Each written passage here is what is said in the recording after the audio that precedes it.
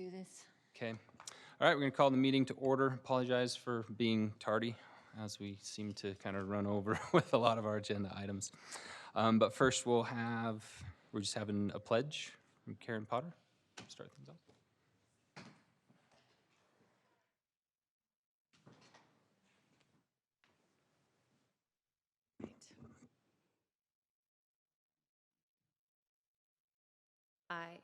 I'm sorry? Start us off. Okay. I pledge allegiance to the flag of the United States of America and to the republic for which it stands, one nation, under God, indivisible, with liberty and justice for all. Thank you. Thank you, Karen. Do we have any city council comments, recognitions? No? All right, move on to the public comment portion of our meeting. Audience members may bring any item to the city council's attention. Comments may be limited to 2 minutes. State law prohibits the council from acting on items that do not appear on the agenda. I do have one comment form from Shannon Mason. If you want to come to the microphone. Hi. I will state that I'm speaking as a group, so I get 5 minutes, but hopefully this letter That's doesn't fine. take. I'm also reading off from a letter here that I wrote, which is connected to the comment form.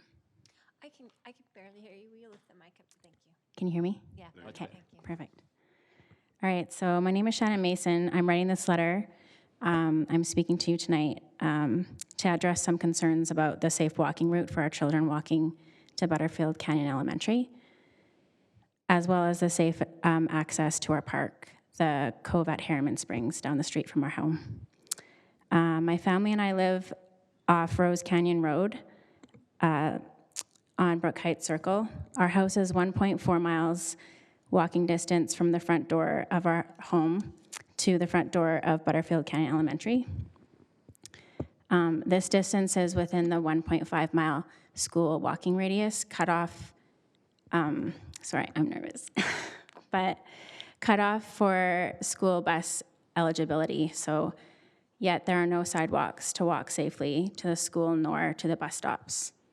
I've recognized that the Brook Heights Circle is a part of the new growing community, and developers have not purchased properties around us, making it difficult for sidewalks to be built and put in place where needed. We are a growing community on Brook Heights Circle, and many children and want to understand the plan for the sidewalks and safe paths for our area until sidewalks can be put in place. So the request that we are seeking as a community is just a safe walking route for our kids to walk to Butterfield Canyon Elementary, a path on the north side so children can walk to school without crossing the busy Rose Canyon Road, sidewalks put in place between Matty Heights 7180 West and Ivy Farms Drive 6840 West. 2, a safe crosswalk put in place. Something I was talking to Blake earlier, he was saying that suggesting something that's visible so people can know that kids are crossing there, or something with flashing lights. So that would be between, 3, in addition, a safe walking route for the kids to Brook Heights Circle to the bus stop, which is at Rose Canyon Road and the Mountaintop Road. Sidewalks put in place, or a paved path between Summit Crest Lane, 1730 and West, and Mountaintop Road. A safe walk route for a new subdivision is a major concern, and we would really appreciate it being addressed as soon as possible.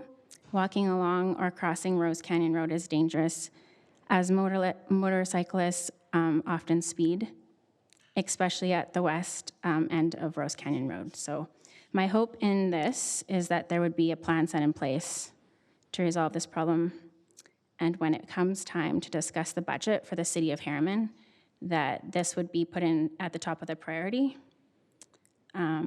Thank you for your time and assisting in making this a safer community. Thanks. Thank you, Shannon. Go ahead. So I just want to tell you, just thank you for being here. Thank you for bringing it always to our attention. We have great resources that will get with you and help you figure this out. But thank you for bringing it to us. Even if you're nervous, it's important for us to receive that.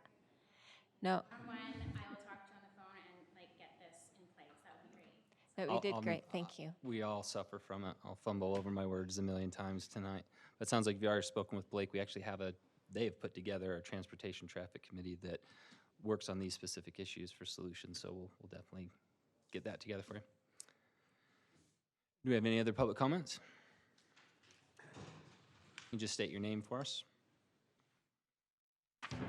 My name is Steve Schlesinger. I live up in Herriman, up in the foothills, as you referred to them at the work meeting.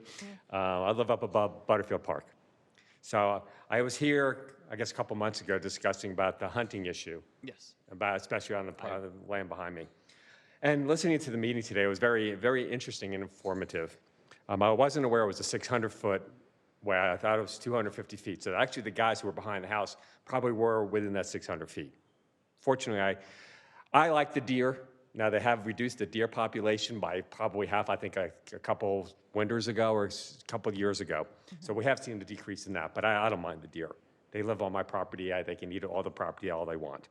The issues I have, though, is one, the two guys that were on the property up on the hills, one guy had a bow, one guy was guiding the deer towards him. I don't know if that's illegal or not. Okay, it's something that should be looked into.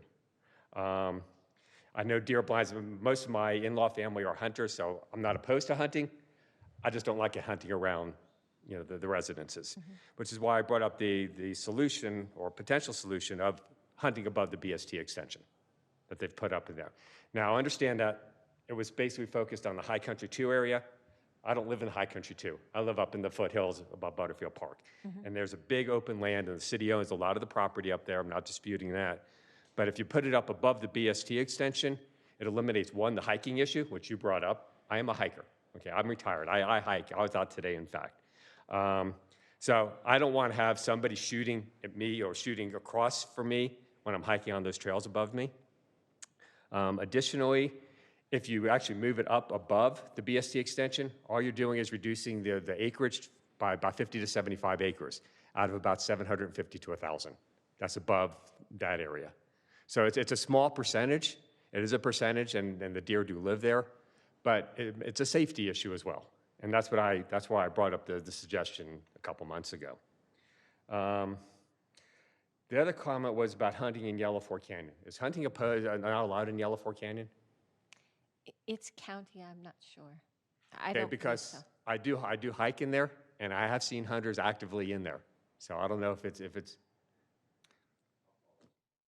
You say it's out of our jurisdiction, so we. Okay, I didn't know if it was but it was brought up. But I'm sure there's a few people that can probably answer that okay, question. but it was brought up in the work session, which is why I'm bringing it up now.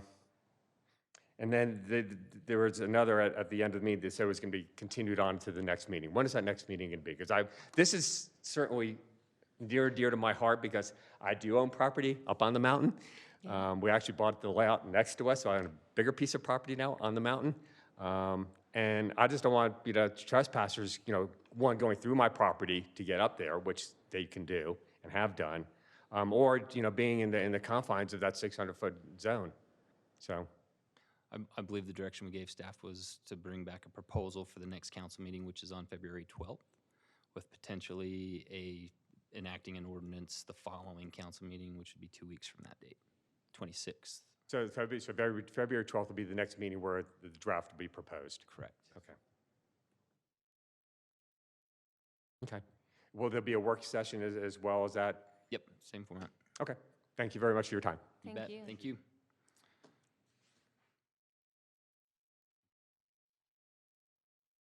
Good evening, council and citizens. Teddy Hodges. Just a couple things that I wanted to bring light just to the public. Herriman has lots of things happening in the near future. Not only a good meeting next week at Copper Mountain Middle School for Olympia Hills for information. We also have some other events coming up. Herriman Art Council at the end of February is doing a murder and mayhem. It's going to be a fun event. Working with the Art Council closely on that and seeing the excitement and the opportunity we have there to not only support our local arts, but citizens and our city. So, and that's going to be just downstairs in the community room. So look forward to that. It's on the Herriman page, and there's a lot of things happening. So stay tuned to see what Herriman's doing. So awesome. Great. Thanks, Teddy. Any other public comments? I like we public need- comments, by the way. Yes. I think it's important for the public to be engaged, and I appreciate all of you taking the time to come out and talk about the issues that are important to you, bringing them to our attention. That's how better policy gets enacted, and that's how change happens. So please continue to come to us and speak about the issues that are important to you. Yep, thank you. And get involved in the community events. And All right. Do I need to officially close public comment here? Okay, move on. So we'll move on to item 6, City Council Board and Committee reports. I just quickly wanted to just report back on the mosquito abatement. We had 0 cases of West Nile virus in our district this year, which is great. It's a great thing to report. The state definitely had some, but in our own district that we're responsible for abatement, and there was none. So that was a great accomplishment, I think. That's all. Fantastic. Fewer mosquitoes.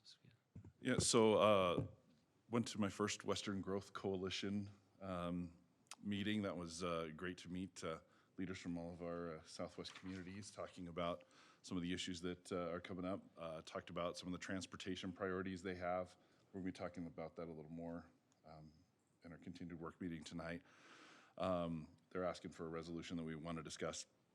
What was interesting is the conversation turned to Olympia Hills. We had representatives from the county talking a little bit about kind of the presentation that was made to them and some of their comments. And it was surprising as some of the details were discussed and explained, and the density issues and those topics were hit upon. You could just see the eyes of people just get big because they really didn't understand how this development is different from other developments, and some of the proposals that were involved, they had not really made themselves aware of. And it was kind of interesting to watch the surprise. Impacts it'll have on all of their when we started talking about it, they went, holy cow. So it was good to educate them. Great conversations happened. I think there's a little bit more concern and engagement than there was before. As Teddy mentioned, the county is having a meeting next week.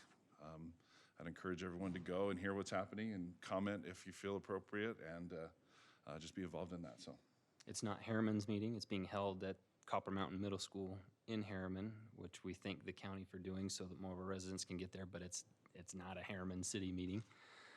You guys have anything else?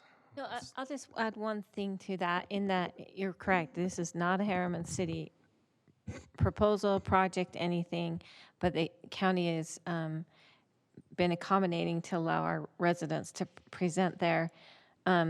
But it's important to be involved. This is the time that you have an opportunity to make a difference. Once development agreements are in place and contracts are signed, that's too late at that point. The agreements have already been made. So if you want an opportunity to make a difference, now is the time to be there and voice your support or opposition or ideas for changes to be made so that you can be a part of the process.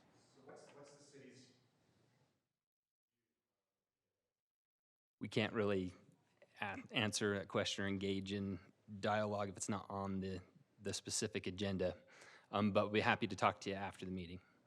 I would say that we would encourage everyone, regardless of your viewpoint, to attend that meeting and let the county know of your opinions and the impacts it has on our community.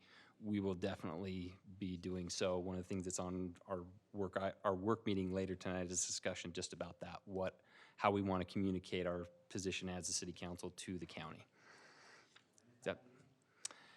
The county's meeting is at Copper Mountain Middle School on Tuesday the 28th at 6 p.m.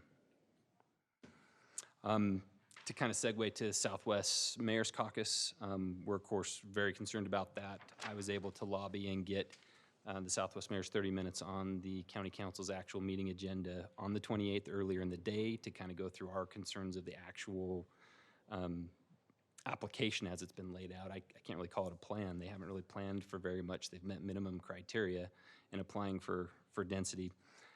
But that group will make a presentation earlier in the day to that group.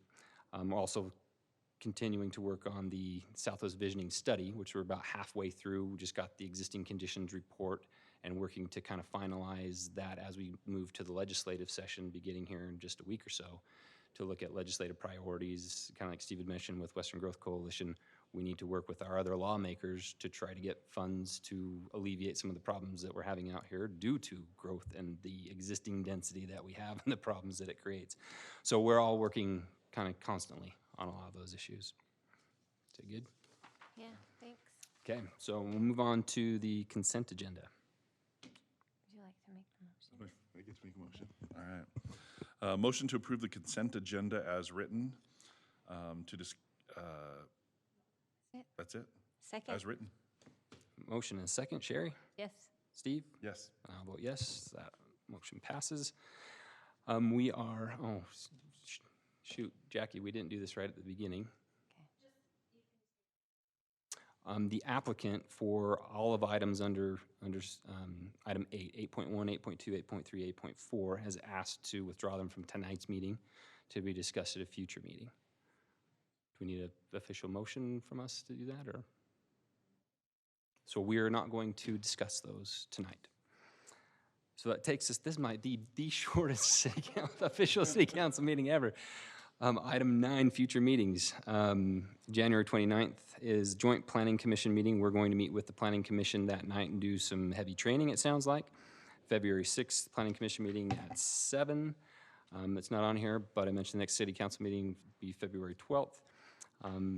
So we need a motion to temporarily recess to Go a... back into our regular work session. Okay, I make a motion to adjourn from this to go back into our work meeting. I second the motion. All in favor? Aye. Aye. Aye. We are adjourned. Thank you very much.